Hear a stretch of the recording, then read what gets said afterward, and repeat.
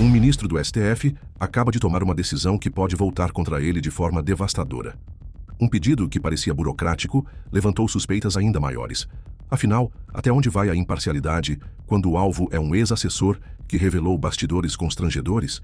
Segura, porque o que vem a seguir mostra como essa história pode sair do controle. O ministro Alexandre de Moraes, do Supremo Tribunal Federal, pediu a extradição de Eduardo Talhaferro, seu ex-assessor no Tribunal Superior Eleitoral.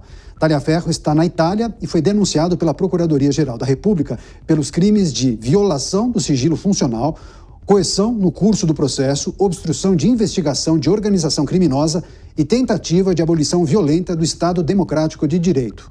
O pedido de Moraes foi encaminhado ao Ministério da Justiça, que enviou na última quarta-feira a solicitação ao Itamaraty para formalização junto ao governo italiano. Quando o próprio ex-assessor vira alvo de extradição, a dúvida que paira é simples.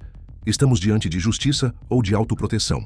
Esse contraste é o que abre o verdadeiro ponto cego da história. Pedido do ministro Alexandre de Moraes, extradição de Eduardo Talhaferro, que foi, inclusive, assessor e que ganhou as páginas dos jornais depois de revelar informações, inclusive, de procedimentos que seriam ilegais, né?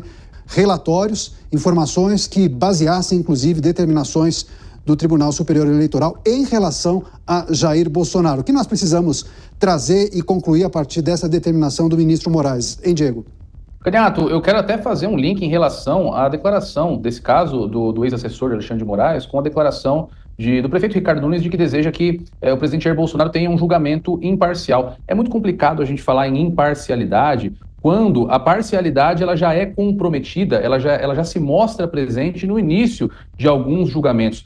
Tanto em relação ao caso de Jair Bolsonaro, quanto em relação a esse pedido de extradição feito agora em relação ao ex-assessor, o ministro Alexandre de Moraes, que será a autoridade judiciária a proferir julgamento, eventualmente, em um caso, ele está acumulando diversas funções, muitas vezes acumulando, inclusive, o papel de vítima de algumas condutas. Talhaferro, por exemplo, revelou diversas irregularidades que teriam acontecido no gabinete do próprio ministro Alexandre de Moraes, quando presidente do Tribunal Superior Eleitoral. Então, em que pese o desejo de autoridades como o prefeito Ricardo Nunes de que esses julgamentos ocorram de forma imparcial, já não se vislumbra a imparcialidade. E eu acho que esse é um dos principais problemas, algo que atrai uma carga muito alta de insegurança jurídica na análise desses casos. Antes de continuar, já deixe sua opinião nos comentários.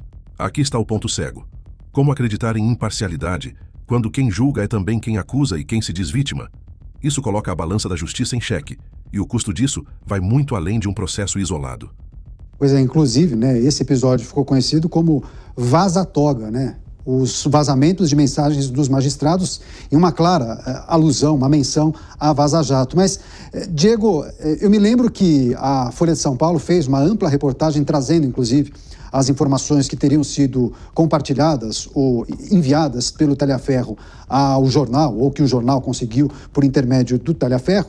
O gabinete do ministro Moraes teria ordenado, por mensagens e de forma não oficial, a produção de vários relatórios no Tribunal Superior Eleitoral para embasar as decisões do próprio ministro contra Jair Bolsonaro e também figuras ligadas a ele no inquérito das fake news de 2022. Percebeu? Não é a primeira vez que vazamentos expõem contradições internas. A diferença é que agora a disputa chega ao nível internacional. E isso pode gerar um efeito em cascata que ameaça toda a credibilidade do sistema.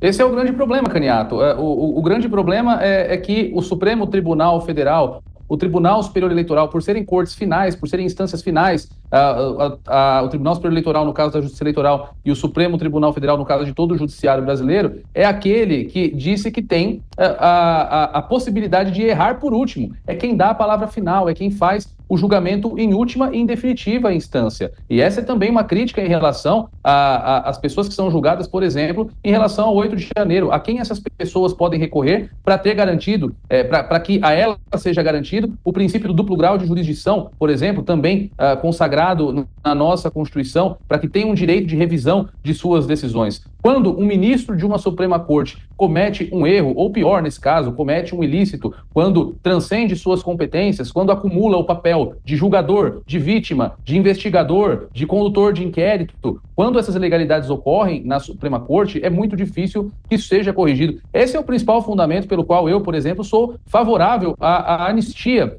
em relação aos casos do 8 de janeiro. Eu acho que é a forma menos gravosa de nós recuperarmos a normalidade institucional dentro da nossa Suprema Corte. Então, de fato, tal como aconteceu na Vaza Jato, tal como aconteceu na Vaza Toga, fica muito difícil a gente falar em um remédio constitucional, em um recurso, em um tipo de ação para que seja revista a palavra que, se considerarmos que foi proferida por um ministro de última instância, considerando a estrutura do Poder Judiciário, não pode ser revista por ninguém.